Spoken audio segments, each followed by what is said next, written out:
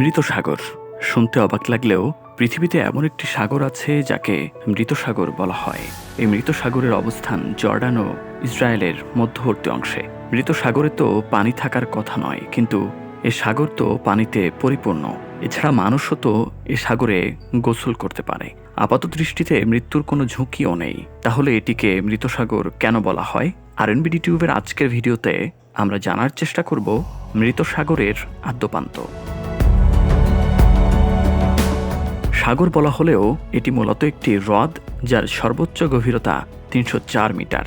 মধ্যপ্রাচ্যে অবস্থিত এই মৃত সাগরের পূর্ব সীমান্তে রয়েছে জর্ডান এবং পশ্চিম সীমান্তে যথাক্রমে ইসরায়েল ও প্যালেস্টাইন। এর পৃষ্ঠভাগ ও তীরবর্তী দেশ সমুদ্রপৃষ্ঠ থেকে প্রায় ৪২৯ মিটার নিচে অবস্থিত।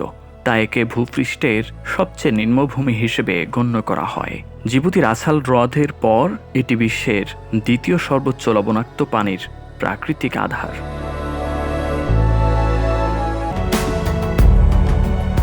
সাধারণত সমুদ্রের পানিতে লবণের পরিমাণ থাকে ৩ থেকে ৬%। বিশ্লেষণ করে দেখা গেছে মৃত সাগরে লবণের পরিমাণ ৩৪.২%, যা সাধারণ সমুদ্রের পানির থেকে প্রায় ৮.৬ গুণ বেশি। মৃত সাগরের পানির ঘনত্বও বেশি, যা প্রায় ১.২৪ কেজি পার লিটার। এই পানির লবণে প্রায় ৫০% magnesium chloride, ৩০% sodium chloride, ১৪% calcium chloride ও ৪% পটাশিয়াম ক্লোরাইড রয়েছে।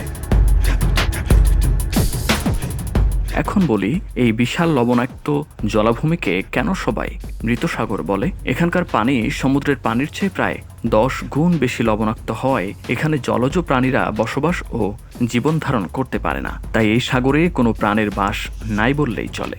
এ কারণে এই জলাভূমিকে মৃত সাগর বলা হয়ে থাকে। এই সাগরে কোনো প্রাণী বাস করতে তো পারে না।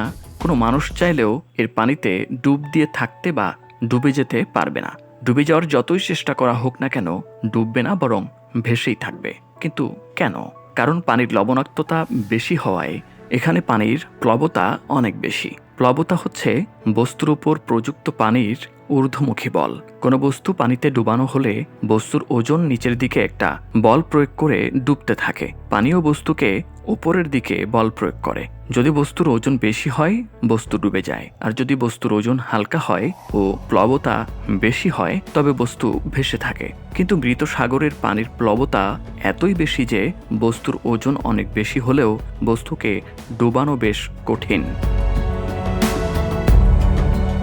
এই উচ্চ প্লবতা শক্তির কারণে এই সাগরে কোনো কিছু ডুবে না। যে কেউ মৃত সাগরের পানিতে ভেসে থাকতে পারে। প্রাচীনকাল থেকে এই হ্রদটি মিশরের মমি তৈরির জন্য, পটাশ সহ বিভিন্ন সার উৎপাদনের জন্য ও বিভিন্ন প্রাকৃতিক খনিজ পদার্থের উৎস হিসেবে বিবেচিত হয়ে আসছে। এই হ্রদ থেকে প্রাপ্ত লবণ ও খনিজ পদার্থ বিভিন্ন প্রসাধনী ও সুগন্ধি দ্রব্য তৈরিতে ব্যবহৃত হওয়ার পাশাপাশি বিভিন্ন জটিল রোগ নিরাময়ে ব্যবহৃত হয়। মৃত সাগর বা ডেড সির মতো এর পাশে জর্ডান নদীতেও কোনো মাছ নেই। তবে এর তীরবর্তী পাহাড়ি অঞ্চলে উট, খরগোশ, খ্যাকশিয়াল এমনকি চিতাবাঘ দেখতে পাওয়া যায়। অতীতে জর্ডান নদীর বদ্বীপ অঞ্চলে প্যাপিরাস এবং পাম গাছে সমৃদ্ধ বনভূমি ছিল। রোমান এবং বাইজেন্টাইন সাম্রাজ্যের সময় ইক্ষু, সিকামোর এবং হেনা এ অঞ্চলের উদ্ভিদ বৈচিত্র্যে সমৃদ্ধি এনে দিয়েছিল। জেরিকোতে বেলসাম গাছের রস থেকে প্রস্তুত করা হতো উন্নত মানের পারফিউম এবং সুগন্ধি। বর্তমানে মৃত সাগর অঞ্চলটি চিকিৎসা শাস্ত্রের গবেষণা স্থল হয়ে উঠেছে।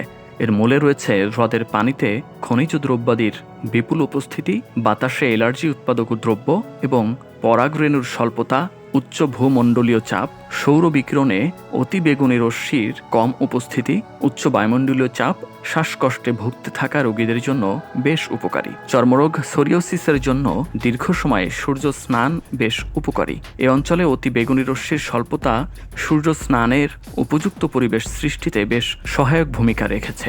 এছাড়া রোগটি নিরাময়ের জন্য মৃত সাগরের লবণও বেশ উপকারী বলে বৈজ্ঞানিকদের গবেষণায় দাবি করা হয়েছে।